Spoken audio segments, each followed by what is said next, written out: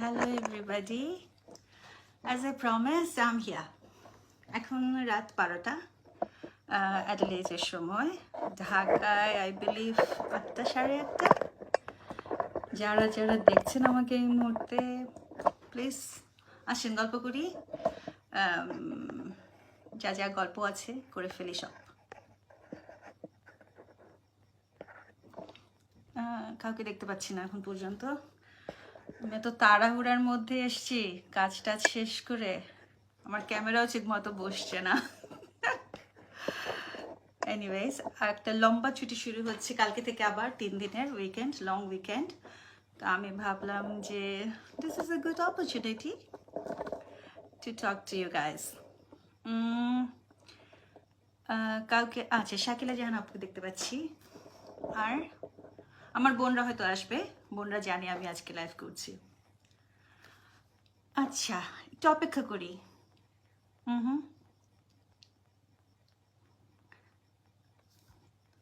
আমাকে দেখছো কেমন, আমাকে দেখছো কেমন, আমি কি তেমনি আছি নাকি অনেক বদলে গেছি, আমাকে দেখছো কেমন, আমাকে দেখছো কেমন। এই গানটি তাদের উদ্দেশ্যে যারা আমাকে ছোটবেলা থেকে চেনে, এখন চিনতে পারছো কিনা, পারছেন কিনা সেটা। ইন্টারেস্টিংলি আমি যখন এই প্রোফাইলটা খুলি, অনেকে আমাকে, অনেক ছোটবেলার অনেক বন্ধু পরিচিত, বড় ভাই বোনদের বন্ধু বান্ধব, তারা আমাকে নক করেছে এবং আমার কুশলাদি জানতে চেয়েছে। আমার এত ভালো লাগে, আমার হয়তো মনেই নেই যে আসলে কাকে কোথায়। আর অনেকের যেটা হয় না যে যখন আমরা একটু অ্যাডাল্টহুডে পৌঁছাই, আমরা আমাদের ভালো নাম যেটা, হ্যাঁ পোশাকি নামটা ব্যবহার করি। হয়তো আমি তাকে তার নেক নামে চিনি, পোশাকি নামটা হয়তো জানি না, চিনতে পারি না, কিন্তু খুব ভালো লাগে যে they could recognise me and talk to me. হ্যাঁ, খুব আনন্দ লাগে। তো এই প্রোফাইল খোলার পেছনে কারণটা কিন্তু তাই। আমার একটা অন্য প্রোফাইল আছে, যেহেতু আমাকে সবাই সামিনা নামেই চেনে। তো অস্ট্রেলিয়ায় আসার পরে আমাকে অনেকে খুঁজে পায় না, সারাক্ষণ বলে তোমাকে খুঁজে পায় না ফেসবুকে, তুমি কি সোশ্যাল মিডিয়াতে নাই নাকি। তো আমার কাছে রিয়েলাইজেশন হলো যে আসলে ওরা আমাকে সামিনা নামে চেনে না। আর সামিনা চৌধুরী নামে এমন মহান একজন বিখ্যাত শিল্পী আমাদের দেশে আছেন, তো সামিনা চৌধুরী সার্চ করলে তারা সাধারণত ওনাকেই দেখতে পান। তো আমি চিন্তা করলাম আমি তো এত বিখ্যাত না, so I should keep it low. তো এই কারণে আমার এই মৌরি মৌ আইডিটি খোলা। আসলে আমার নিকনেম হচ্ছে মৌরি, এবং আমার কাছের বন্ধুরা, বাসার মানুষজন, আত্মীয় স্বজন আমাকে আসলে নামের ভগ্নাংশ মৌ নামেই ডাকে। তো এখন আমি দেখি যে আসলে অনেক মানুষকে আমি কানেক্ট করতে পারছি ইদানিংকালে, এবং খুব ভালো লাগে। হ্যাঁ, তো যারা আসলে আমাকে অনেকেই প্রশ্ন করতো প্রথম দিকে যে তোমার কি দুটো আইডি নাকি, এটা ফেক আইডি কিনা, কারণ যারা আমার বন্ধু লিস্টে আছে তাদের কাছে মৌরি মৌটা অটোমেটিক্যালি চলে যেত অ্যাজ এ সাজেস্টেড পেজ। তো ওরা আমাকে বলতো আপু তোমার নামে একটা অন্য না, তোমার ছবি দিয়ে একজনে প্রোফাইল খুলেছে, এরকম মেসেজও আমি পেয়েছি।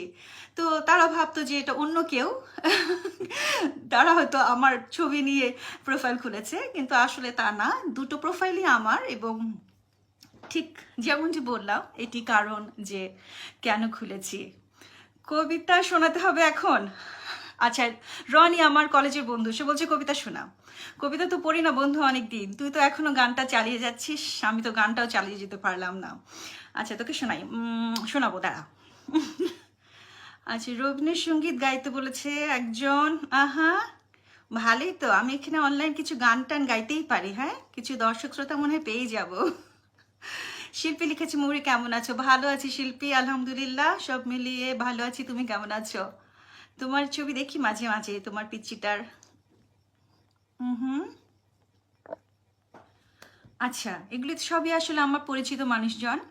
অপরিচিত মানুষজনরা কোথায় এখনো ঠিক বুঝতে পারছি না, যারা আমাকে টেক্সট মেসেজ দিয়ে দিয়ে আমার ইনবক্স ওভারফ্লো করে ফেলে, যে এমনও কিছু মেসেজ আসে যে সকালে ভাত খেয়েছি কিনা, হ্যাঁ, কটা বাজে, আম, এই সমস্ত আর কি। হ্যাঁ, as I said it's very interesting এবং ভালোই লাগে, কিন্তু কথা হচ্ছে যে তাদের যে রিয়াকশনটা খুব ফ্রিকুয়েন্টলি আসে যখন তারা আনসার পায় না। হ্যাঁ, আপনি আমার মেসেজ সেন্ড করেছেন, রিপ্লাই করছেন না, কিন্তু আমি তাকে বোঝাতে পারি না যে ভাই আমি কাজের মাঝখানে মানে এক লাইনের একটা মেসেজ চলেই আসে, স্ক্রিনেই চলে আসে, কিন্তু দেখলেই যে সেটা রিপ্লাই করতে হবে সেই সময় সুযোগ আসলে এখানে ওইভাবে থাকে না। আর আমি যে ইন্ডাস্ট্রিটাতে কাজ করি, উই আর রিয়েলি বিজি।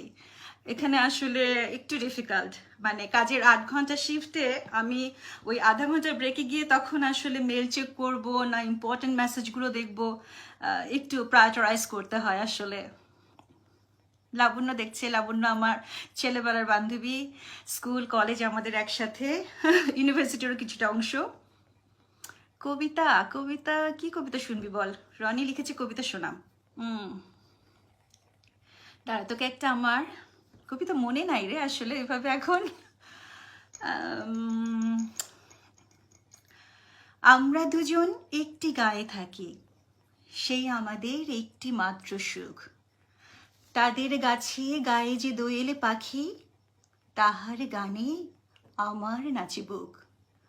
তাহার দুটি পালন করা ভেড়া চড়ে বেড়ায় মোদের বটমূলে। যদি ভাঙে আমার ক্ষেতের বেড়া, কোলের পরে নি তাহারে তুলে। আমাদের এই গায়ের নামটি খঞ্জনা, আমাদের এই নদীর নামটি অঞ্জনা। আমার নাম তো জানে গায়ের 5 জনে, আমাদের সেই তাহার নামটি রঞ্জনা। এই কবিতাটি রবীন্দ্রনাথ ঠাকুরের কবিতা, এক গায়ে। অসাধারণ সুন্দর একটি কবিতা। আমি অনেক বছর আসলে আবৃত্তি করি না, ভুলতে বসেছি সব কিছু। হুম, প্রিয় আপু কেমন আছো? ভালো আছি। সীতা কেমন আছো তুমি? ও আমাকে খুঁজে বের করেছে ফেস এই আইডি থেকে, এবং খুবই সারপ্রাইজ যে আপু আমি তোমাকে খুঁজে পেয়েছি। রফিকা আঞ্জুম আমার বড় আপা বলছে দেখা যাচ্ছে, শোনা যাচ্ছে, থ্যাংক ইউ ভেরি মাচ। আমার ভয়েস এমনিতে অনেক লাউড, কাজে ক্ষেত্রে সারাক্ষণ কাজে বকা খাই, মানে আমার 2 মাইল দূর থেকে আমার কণ্ঠ শুনতে পায় মানুষজন। সুন্দর লাগছে আপা, সারাদিন কাজ করে আসছি। এই দেখো চুলের অবস্থা দেখছো, বাচ্চাদের মতো কিশোরীদের মতো ঘুরে বেড়াচ্ছে, কারণ হসপিটালে কাজ করতে হয়, চুল বেঁধে রাখতে হয়, আর আমার চুল এদিক ওদিক দিয়ে বেরোতে থাকে সারাক্ষণ। তো এখন উপায় না পেয়ে এভাবে বাঁধতে শুরু করেছি। চমৎকার আবৃত্তি, আবৃত্তি তো করি না আপা, এখন কত বছর পরে করলাম। আচ্ছা, আর অপরিচিত কাউকে আসলে দেখতে পাচ্ছি না, দ্যাট ইজ ইন্টারেস্টিং। তাদের জন্য আসলে আজকের লাইভে আসা। দেখা যাক। হুম,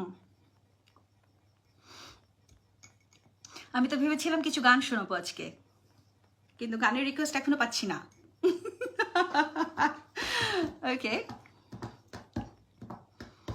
তোরে বেনি তো আমার মেয়ের বেনির থেকেও ছোট, লাবণ্য লিখেছে। আমার মেয়ে বলেছে এটা আন্টি। কথা সত্য, চুল তো ছোট করে ফেলেছে অনেক। বড় চুল আসলে রাখা একটু ডিফিকাল্ট, যত্ন করার সময় পাই না। আর আমাদের এখানে পানি ভালো না, পানিতে অনেক বেশি খার নাকি যেন বলে না, চুল পড়ে যায়, অনেক চুল পড়ে টড়ে এখন তো টাকলু হয়ে গেছি প্রায়, বয়স হচ্ছে তো। হুম, সুন্দর তুমি এসেছো কখন, জানতেও পারিনি তো। আমি ছিলাম আনমনে, তুমি কেন চলে গেলে নীরবে। সুন্দর তুমি এসেছো কখন, জানতেও পারিনি তো। আমি ছিলাম আনমনে, তুমি কেন চলে গেলে নীরবে। বড়পা লিখেছে খুবই প্রাণবন্ত লাগছে। হ্যাঁ আপা, আমি যখন সারাদিন কাজের মধ্যে থাকি, সারাক্ষণ অনেক কথা বলতে হয়, they pay me for my talking, তখন একটা ফ্লো থাকে, তখন হয় কি কথা ফ্লুয়েন্টলি আসতেই থাকে। তো এখন আমার আসলে সেই ফেজটা যাচ্ছে। রাত 12টা বাজে, তারপরও রিকোয়েস্ট ছাড়াই গান শোনাচ্ছি, তো দেখছো না? That's true. হ্যালো রুবিনা আপু, হাই হাই, কেমন আছো?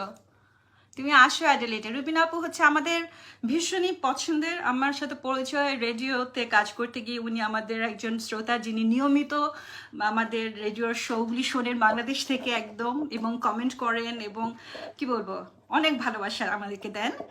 এবং আপু প্ল্যান করছেন অস্ট্রেলিয়ায় বেড়াতে আসবেন, আমরা অপেক্ষা করছি। আচ্ছা, আর কে আছেন? সত্যি সত্যি আমি এই যে যারা মেসেজ করেন আমাকে, সারাক্ষণ ইনবক্স ভরিয়ে ফেলেন, তাদের কাউকে দেখতে পাচ্ছি না। আমি আপনাদেরকে শোনাই তারা কি ধরনের মেসেজ করে। হ্যাঁ, যে তারা প্রথমেই ভেবে নেয় যে আমি একজন, আমি জানি না, আমার চেহারার মধ্যে ওটা লেখা থাকে আমার বয়সের থেকে একটু কম লাগে। হ্যাঁ, সেটা একটা পজিটিভ এবং নেগেটিভ ব্যাপার। এবং তারা ভেবেই নেয় যে আমি আসলে প্রেম করার জন্য বসে আছি, আমার সমস্ত পোস্ট হচ্ছে প্রেম বিষয়ক। আমি জানি না from where they get this idea. And তারা খুবই সুন্দর সুন্দর এবং ভালো ভালো মেসেজ আমাকে দেন। কিন্তু কথা হচ্ছে যে আমি তো আসলে সবার সাথে প্রেম করতে পারি না, তাই না? এত মানুষের সাথে তো প্রেম করে আমার আসলে এত সময়, এনার্জি বা ইচ্ছা কোনোটাই নাই, এটা আপনাদেরকে বুঝতে হবে। এবং বাংলাদেশের মানুষ খুব ইমোশনাল, আমিও ছিলাম। এখন 11 বছর হয়ে গেছে অস্ট্রেলিয়া, এখন একটু শক্তপোক্ত হয়ে গেছি। তো এমনও কিছু আছে যে তারা উচ্চশিক্ষিত, চিকিৎসক, ইঞ্জিনিয়ার, এই ধরনের মানুষ তাদের প্রোফাইলে লেখা আছে।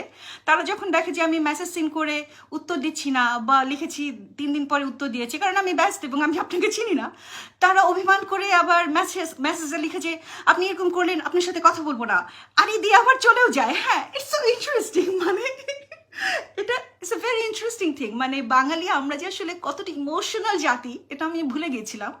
তো এটা আবার নতুন করে জানতে পারছি এই আইডিটা খোলার মাধ্যমে। It's actually really nice. Okay, আপনি বলছে গান শোনা প্যাচাল থামা। বসে জ্যোৎস্নাতে সবাই গান শোনা, এখানে কিন্তু ঠান্ডা শীতের রাত, যদিও বুঝতে পারছি না জ্যোৎস্না গান, জ্যোৎস্না মনে হয় না। আচ্ছা শোনা, আমারে ঘর বহু যতন করে ধুতে হবে, মুছতে হবে মোরে। লাবণ্য তোকে মিস করতেছে, এই গান তোকে ছাড়া আসলে গাওয়া সম্ভব না। লাবণ্য হচ্ছে আমার স্কুল এবং কলেজের বান্ধবী, যারা ওকে, আমার বাসার লোকজন ওকে চেনে, যারা চেনে না তাদেরকে বলছি। আমাদের একটা অন্যরকম টান আছে, আমরা দুজনেই হচ্ছে রবীন্দ্র ভক্ত, আমরা দুজনেই কবিগুরুর অসম্ভব অনুগত ছাত্রী। মানে আমরা বড় হয়েছি রবীন্দ্রনাথের আদর্শকে নিয়ে। তো আমাদের একই পাড়ায় বাড়ি ছিল ছেলেবেলায়। তো আমাদের বাসায় একটা হারমোনিয়াম ছিল, তাদের বাসাতেও একটা হারমোনিয়াম ছিল, এবং আমাদের যে বন্ধুত্বের যে শুরুটা, বন্ধুত্বের যে সময়টা আমরা একসাথে কাটিয়েছি, তার সিংহভাগ হচ্ছে রবীন্দ্রসঙ্গীত গাওয়া, হারমোনিয়াম বাজিয়ে গাওয়া। তারপরে দীপাবলির সময় ওদের ছাদে আমরা একসাথে আলো জ্বালাতাম, সেই স্মৃতিটা আমি আসলে এখনো ভুলতে পারি না। তারপরে যখন স্কুলের গণ্ডি পেরিয়ে আমরা ক্যান্ট পাবলিকে একসাথে পড়তে গেলাম, তখনও বন্ধুত্বটা ছিল, অটুট ছিল। তারপরে যেমনটা হয় উচ্চশিক্ষা, এবং যেটা হয় যে একবার বাসা থেকে বেরিয়ে গেলে, সেই বেরিয়ে যাওয়ার পরে আর ওই ফেরাটা ওইভাবে হয়ে ওঠে না, কারোর জীবনে হয়তো হয় না। আর যারা হয় তারা নিতান্তই ভাগ্যবান, আমি বলবো, যে যারা মায়ের কোলে আবার ফিরে যেতে পারেন। So I'm not one of those lucky people. I could not get back to my home, my house. I had to rebuild everything. Still working on that actually. আজ খুব গরম রংপুরে, আর এখানে প্রচন্ড ঠান্ডা, দেখতেই পাচ্ছি আমি সোয়েটার পরে বসে আছি। বৃষ্টিও হচ্ছিল কয়েকদিন ধরে।